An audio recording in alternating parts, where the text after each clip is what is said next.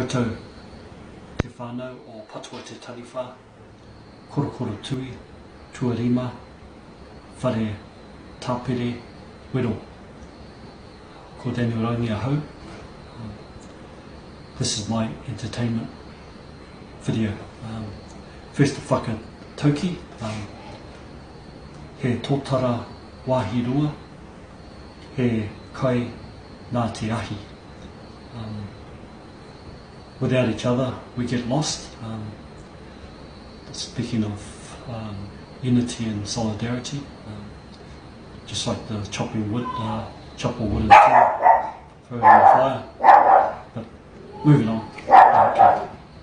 Taku waiata, kaitiaki, it's a swaying dance. Shows the love of the hometown people and a homecoming. Yeah, okay.